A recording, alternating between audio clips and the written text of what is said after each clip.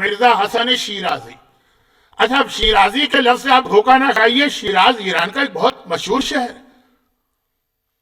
وہاں رہنے والا ہر آدمی شیرازی، کوئی اچھا رہے گا تو وہ بھی شیرازی ہے، کوئی برا ہوگا تو وہ بھی شیرازی. تو اب اتنے سارے بڑے بڑے ہمارے مہاراجے بھی اسی شیراز سے گزرے، تو اب ان میں عظیم ترین جو مرجع گزرا ہے وہ مرزا حسن شیرازی. تو اب ان کی پہچان کے لیے ان کو فارسی میں کہتے ہیں مرزا بزرگ شیرازی، یا عربی میں کہتے ہیں شیرازی الکبیر، یعنی بڑے والے شیرازی، سب سے بڑے. اتنی عظیم شخصیت 1312 ہجرہ میں ان کی موت ہوئی ہے. اور یہ اتنے عظیم مرجع تھے کہ اس وقت کے عراق کے حالات کو دیکھتے ہوئے، عراق اوٹومن امپائر کا ایک پروونس تھا، وہی ارل تغرل جو پاکستان میں آج کل بہت فیمس ہو رہا، تو یہ پورے حوزے کو اٹھا کے نجف سے سامرہ لے گئے، یہ سامرہ میں پہنچے. یعنی اتنی عظیم شخصیت یہ وہاں گئے تو حوزہ وہاں چلا گیا پورا کا پورا. بہت عظیم شخص. انہوں نے ایک فتویٰ دیا تھا، ہر ایک کو معلوم کہ جو طریقہ تھا برٹش امپائر کا انڈیا میں بھی کیسے آئے. پہلے ایک ایگریمنٹ کیا وہاں کی حکومت سے تجارت بزنس کے لیے، اور پھر ایک بزنس کے نام پہ آہستہ آہستہ قبضہ کر لی. ایران نے بھی یہی طریقہ اختیار کیا، اس وقت کے ایرانی بادشاہ سے ایگریمنٹ کیا تمباکو کے حوالے سے. اب یہ تفصیل میں نہیں جا رہا ہوں، 11ویں ایمان کے حالات بیان کرنا. اور وہ ایگریمنٹ کا مطلب یہ تھا کہ جتنا بھی تمباکو ہوگا وہ سب وہ لے جائے گا اور پھر وہاں کے پروڈکٹ بنا کے بیچے گا. جیسے انڈیا میں یہی ہوا کہ سارا خام مال یا را میٹیریل انگلینڈ جاتا ہے، لیورپول اور مانچسٹر کی ٹیکسٹائل ملیں چلتی ہیں، واپس انڈیا میں آ کے بیچا جاتا ہے، پروفٹ ان کی جیب میں اور ان کا قبضہ بڑھتا جا رہا. صرف ایک جملہ کہا نا، آج کے دن کے بعد تمباکو کا استعمال امام زمانہ سے جنگ کرنے کے برابر ہے. یہ ایک جملہ ایسا فتویٰ بنا کہ ایران کے لوگ کے اندر تو سب آ گئے، لیکن سمجھانے کے لیے کہ ایران کے لوگ مرد تو مرد، عورتیں بھی تمباکو نوشی کی اتنی عادی ہیں، یہ عادی تھے، اور عراق میں تو ابھی بھی ہیں. لیکن ایک فتویٰ آ گئے، وہاں اللہ کا حکم آتا ہے لوگوں سے حرام چیز نہیں چھوڑی جاتی، یا ایک مرجے کا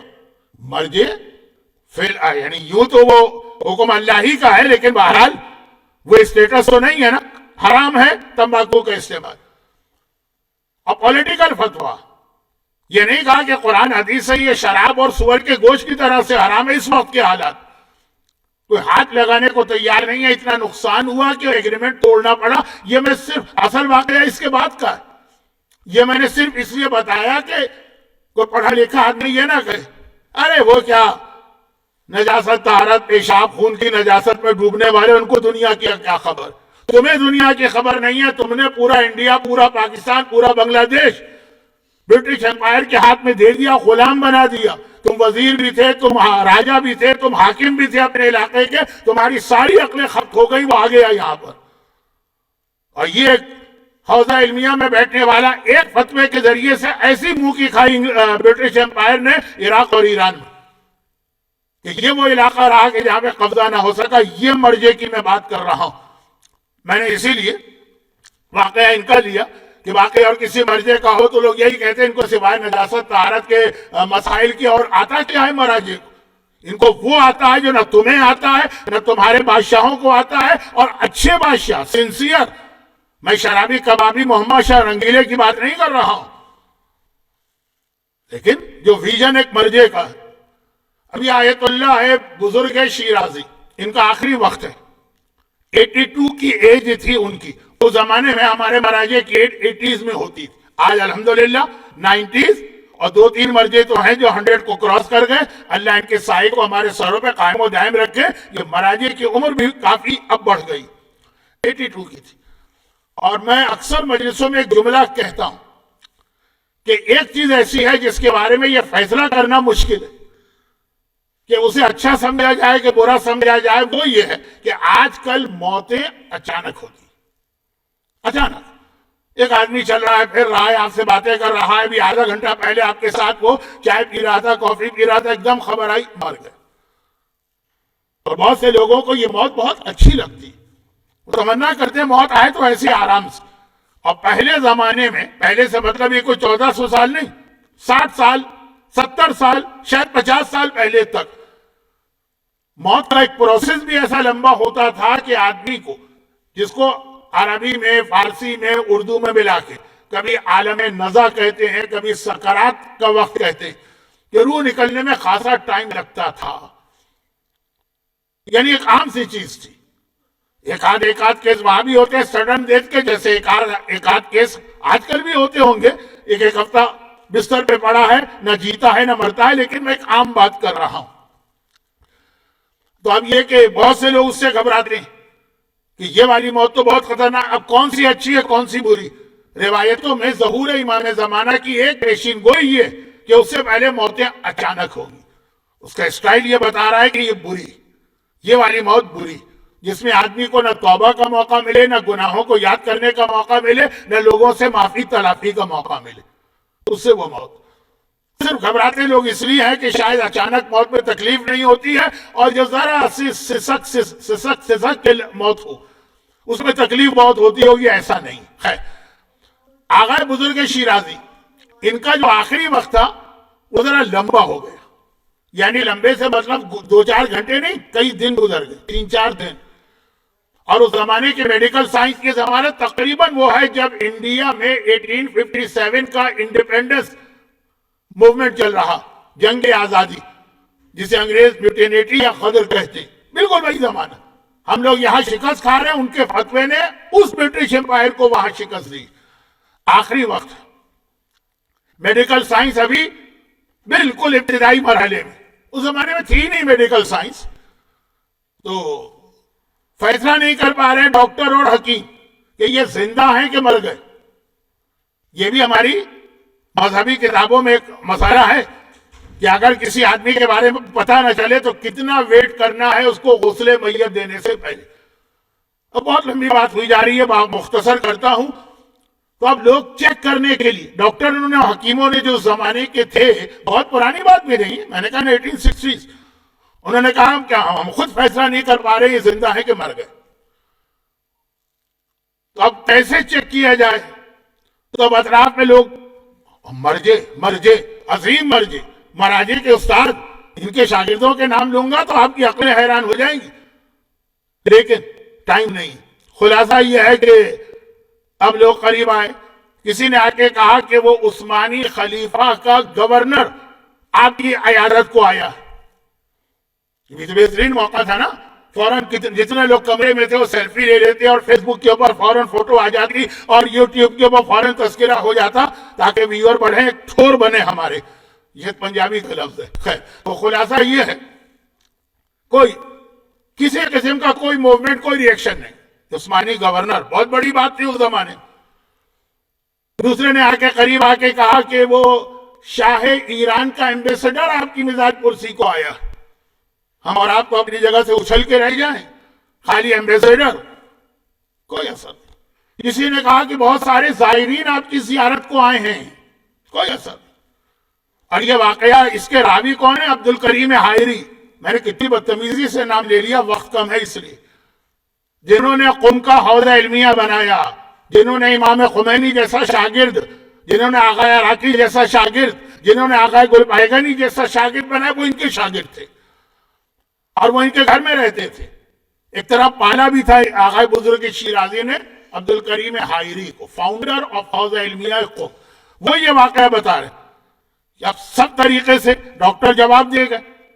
کیا جواب دے گا؟ کہ نہ ہم ان کو مردہ کہہ سکتے نہ زندہ، ہم فیصلہ نہیں کر سکتے. ہماری میڈیکل سائنس جواب دے گئی. لوگوں نے مختلف باتیں کہیں، کوئی ریئیکشن نہیں. ان کے اپنے بیٹے مرزا علی، یہ حسن ہے ان کے اپنے بیٹے کا نام علی، مرزا علی شیراز، جو خود ایک مجتہد تھے، بلکہ باپ کے مرنے کے بعد لوگوں نے ان کی تقلید بھی کی. وہ آگے بڑھے، انہوں نے کہا میں ابھی چیک کرتا ہوں کہ یہ زندہ ہے کہ مردہ ہے. وہ کوئی ڈاکٹر ہے؟ وہ کوئی میڈیکل کا ایکسپرٹ ہے؟ نہیں. انہوں نے کس طریقے سے چیک کیا؟ ہمارے ہاں تو مذاق اڑائے جائے گا، اسی لیے میں نے پہلے تمباکو والا واقعہ بتایا کہ وہ مرجع ہے جس کا ایسا ویژن ہے. قریب آئے، قرآن کے قریب منہ لے جا کے کیا کہا؟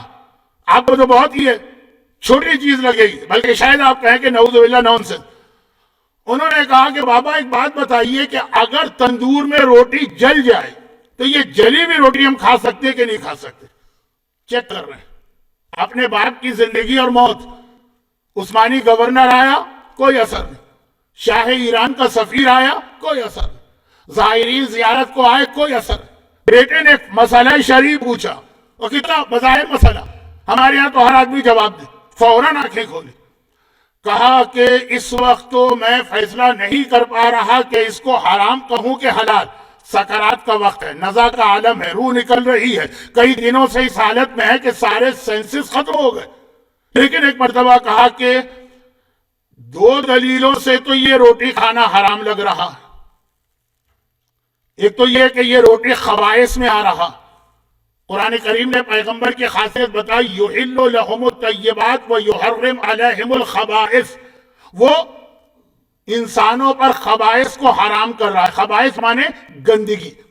دیکھیں کچھ چیزیں ایسی ہیں جو نجس نہیں, پاک ہے, لیکن کراہیت محسوس ہوتی, گندگی ہوتی, اس کو خبائث کہتے ہیں. خبیث نجس نہیں ہے, جیسے خون اگر آپ کے زخم سے نکلے وہ نجس, اور پیپ وہ پاک ہے, لیکن اس کو کھانا, یا ناک کی کچھ غلاظتیں وہ نجس تو نہیں لیکن کوئی کھا نہیں سکتا, گندگی, خبائث. تو کہا جلی ہوئی روٹی خبائث میں آتی ہے شاید, تو اس لیے اس کا کھانا حرام ہوگا, اور وہ نہ ہو تو کم از کم یہ صحت کے لیے نقصان دہ ہے, تو جو صحت کے لیے نقصان دہ ہے تو وہ حرام ہے. مگر دوسری دلیل بتا رہی ہے کہ یہ حلال ہونا چاہیے, کیونکہ اگر تم نے جلی ہوئی روٹی کو حرام سمجھ کے پھینک دیا تو اس کے اطراف میں کچھ ایسا آٹا بھی ہوگا جو جلا ہوا نہیں ہے, وہ اگر صحیح آٹا تم نے پھینکا تو وہ اسراف ہے, اور یہ اسراف اسلام میں گناہ ہے. ہمارے یہاں ایک شادی بیاہ کے جوڑے میں کتنا اسراف ہو جاتا, ہمارے یہاں ایک چھوٹے سے برتھ ڈے کے فنکشن میں کتنا اسراف ہوتا, اور وہ مرضی آخری وقت میں یہ بتا رہا ہے کہ وہ چھوٹا جو تھوڑا سا صحیح آٹا اس کو پھینک دیا تو کہہ رہے کہ ابھی میں سوچ رہا ہوں کہ اس کو حرام کہوں کہ حلال, آنکھیں کھول دی.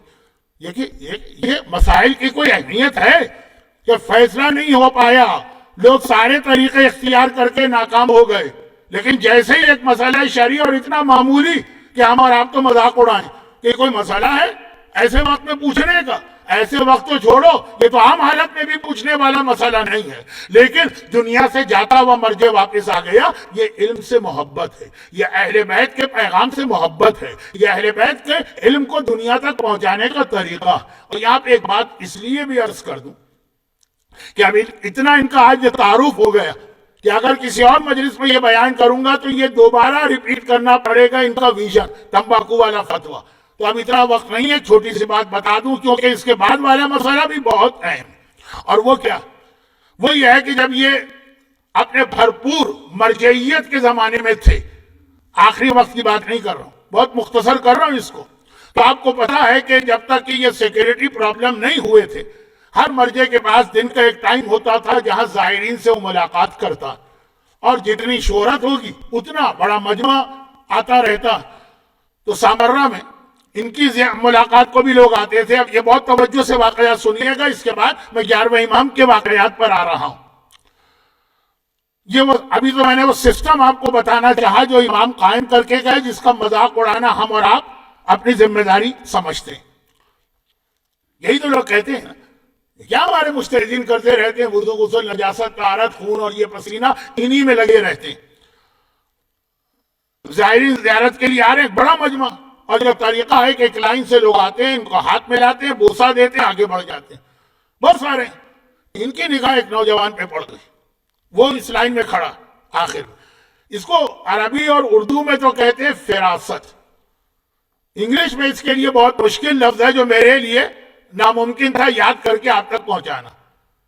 فراست, وٹ, ویژن نہیں, وٹ یعنی کسی کو دیکھ کے فوراً اندازہ کر لینا کہ یہ اس کے دل میں کیا, فیس ریڈنگ نہیں, ایک الگ چیز ہے. اس میں نگاہ پڑ گئی. اب جو یہ واقعہ نقل کر رہے ہیں آغا عبدالہادی شیرازی, جو 61 کے مرجع, جو نابینا ہو گئے تھے, جن کا واقعہ میں نے پہلی محرم کو بلکہ چاند رات کو پڑھا, وہ یہ واقعہ کوٹ کر رہے ہیں کہ زائرین آ رہے ہیں, ہاتھ ملا رہے ہیں, بوسہ دے رہے ہیں, لیکن ان کی آغا بزرگ شیرازی کی, وہ تمباکو والے مرے, ان کی نگاہ اسی نوجوان پہ پڑی لگی ہوئی. لوگ بڑھتے جا رہے ہیں, لائن بڑھتی جا رہی ہے, وہ اسی کو دیکھ رہے ہیں. یہاں تک کہ وہ نوجوان کا ٹرن آ گیا, ان کے ہاتھوں کو بوسہ دے رہا. جیسے ہی بوسہ دے کے کھڑا ہوا, انہوں نے روک لیا, پوری لائن رک گئی, روک لیا اور کہا کہ تم کون ہو, میں نے تمہیں آج تک نہیں دیکھا. اب یہ جتنے لوگ ہیں یہ سب نئے ہیں, سب زائر ہیں, زیارت کے لیے آئے, کوئی انڈیا سے, کوئی پاکستان سے, کوئی بنگلہ دیش سے, کوئی ایران سے, کوئی کہیں سے, کوئی کہیں سے. اس کو روکے گا, میں نے تمہیں نہیں دیکھا. کہا کہ میں ایک دینی طالب علم ہوں, حوزے میں ایڈمیشن کے لیے آیا ہوں, مجھے آپ سے درس لینا. ہمارا مرجع درس دیتا ہے باقاعدہ, یعنی وہ اسٹوڈنٹس کو پڑھاتا. تو میں اپنا شہر چھوڑ کے آیا ہوں اور آپ کے پاس بیٹھوں گا اور آپ سے علم حاصل کروں گا. جدھر آپ کے ذہن جا رہے ہیں یہ وہ واقعہ نہیں ہے, یہ کوئی ٹیررزم نہیں ہے. کہا کہ تم کہاں کے رہنے والے ہو؟ اس نے شیعہ شہر کا نام لیا. مثلا کہا میں کربلا والا ہوں, کربلا سے آیا ہوں, کیونکہ آپ یہاں پر ہیں, آپ کی کلاس یہاں ہوتی تو میں یہاں آیا ہوں. انہوں نے کہا ایک کام کرو, تم فوراً اپنے شہر کربلا واپس چلے جاؤ. وہ گھبرا گیا, کہا میں پڑھتا نہیں, یہاں نہیں پڑھوں. فوراً واپس چلے جاؤ اور یہاں پڑھتے تم تو جو تمہیں اسکالرشپ ملتا وہ میں کربلا میں بھی تمہیں دوں گا, وہاں جا کے پڑھو.